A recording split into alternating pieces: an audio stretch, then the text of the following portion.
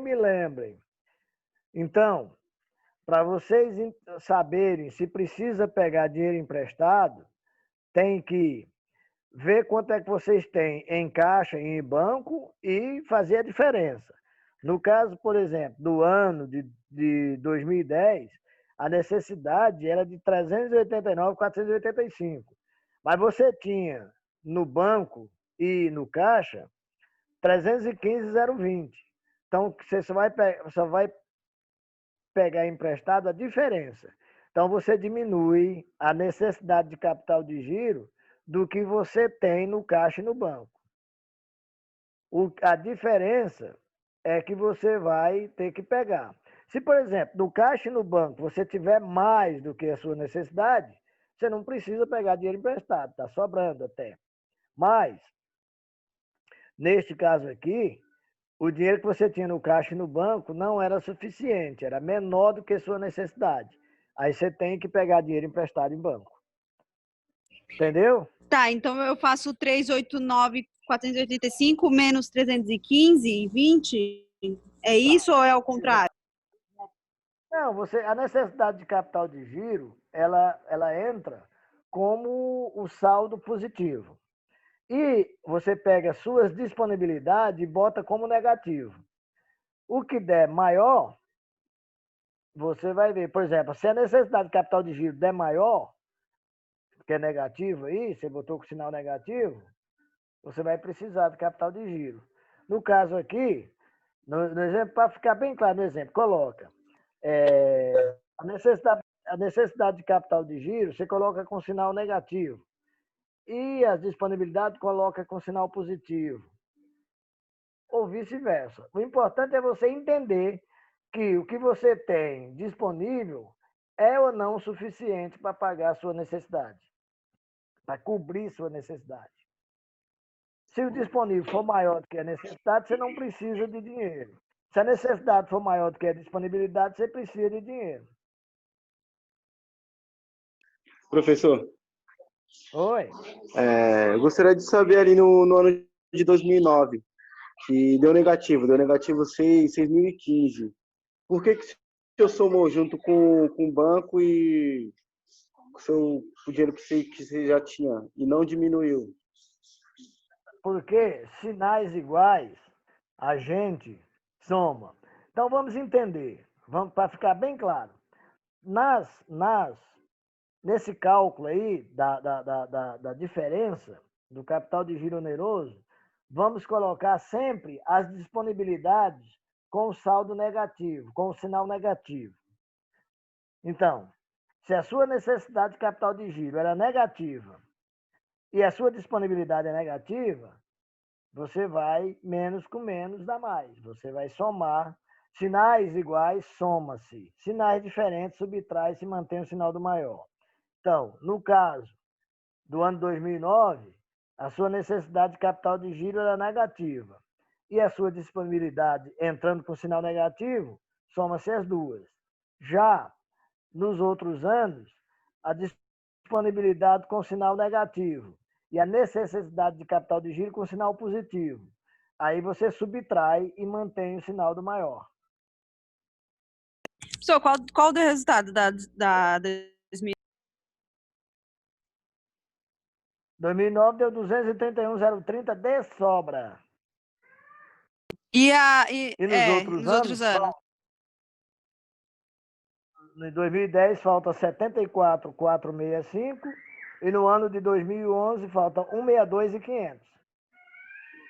Professor, se por acaso eu fosse dono dessa empresa aí em 2011 e eu não tivesse condições de recorrer, não ter recursos para suprir minhas necessidades, ia meter o louco, ia abrir falência, então ia ficar com o dinheiro todo.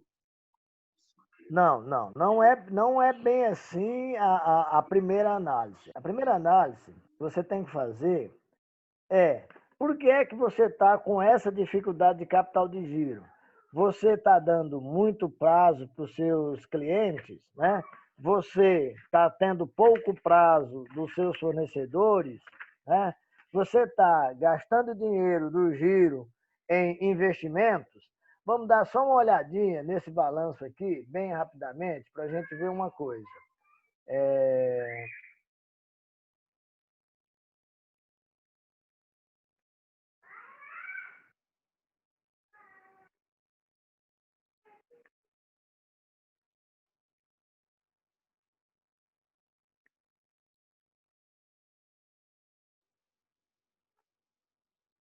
Só achar esse balanço aqui de novo, para a gente ver um negócio.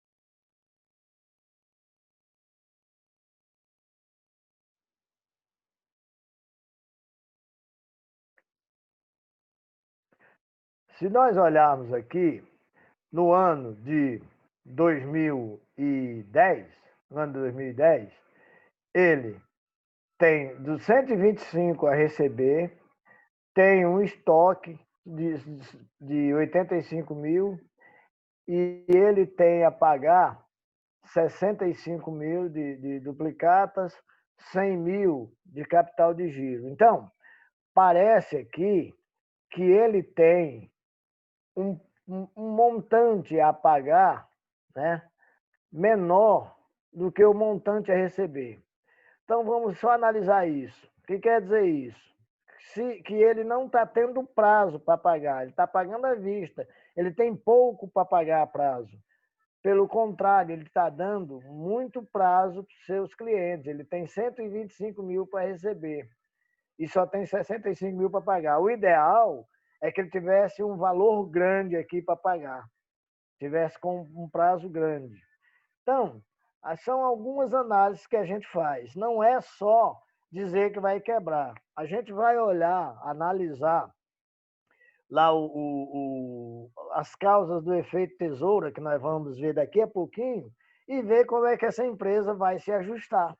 Entendeu? Não é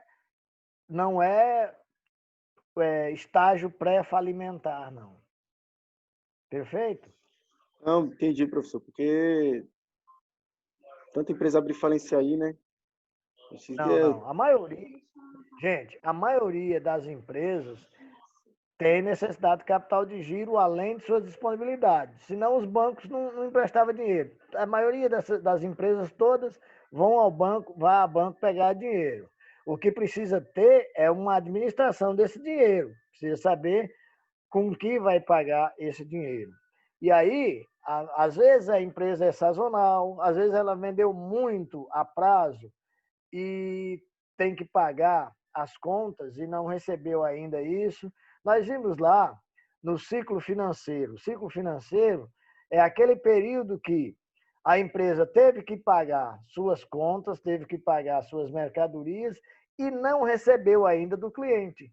É um exemplo disso aqui. Isso aqui, ela tem para receber 125 mil. E no outro ano, ela tem para receber 213 mil. Só que ela tem para pagar em 2010, ela tem para pagar só 65 mil. Quer dizer, ela deve pouco aos clientes dela. Os clientes dela não deu prazo. Se ela tem mercadoria, se ela vendeu a prazo, é porque ela comprou. E quer dizer que ela comprou à vista. Se ela comprou à vista, ela gastou o dinheiro de giro dela. O ideal é ela comprar a prazo. Então, a gente pode ver que as empresas normalmente têm dificuldade em capital de giro porque elas não administram essa correlação de entrada e saída.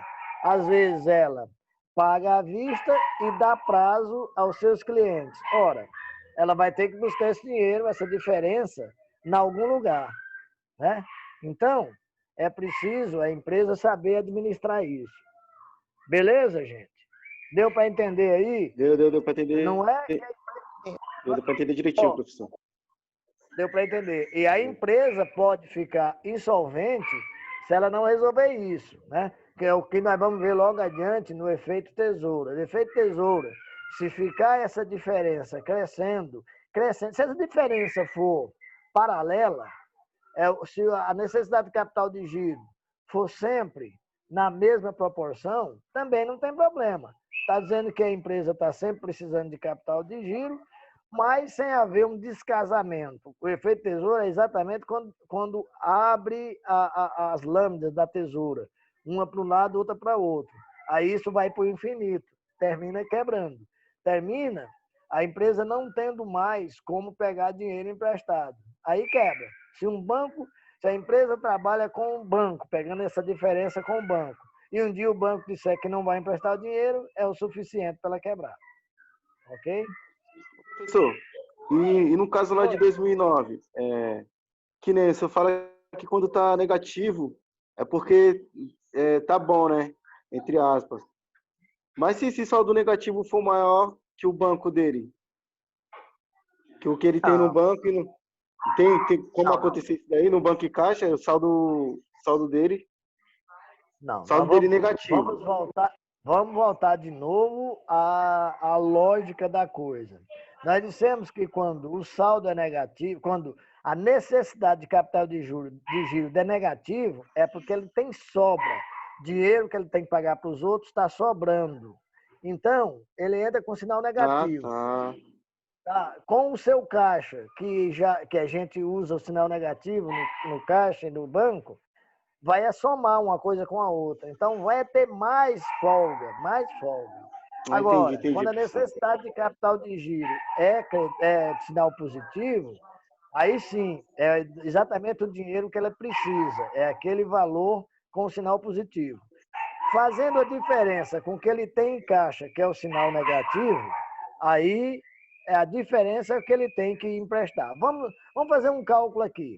Se, por exemplo, no ano de 2010, a necessidade de capital de giro dele fosse, vamos ver aqui um exemplo, se a necessidade de capital de giro dele fosse 300 mil, 2010, vamos fazer um cálculo. Se a necessidade de capital de giro dele fosse 300 mil, entra com sinal positivo. E quanto é que ele tem em caixa no ano 2010? Ele tem 315,020, com sinal negativo. Aí ia dar um negativo de 15.020, quer dizer, ele não precisava pegar dinheiro, porque mesmo ele tendo uma necessidade de capital de giro de 300 mil, mas o que ele tinha entre caixa e banco era superior, era de 315 mil. Então ainda sobrava 15.020 reais. Então ele não precisava. Entendeu aí a lógica? Sim, professor. Entendeu sim. Quem ainda está com dúvida nisso, fala. Oi. Não estou com dúvida, mas eu tenho duas perguntas. Pergunte.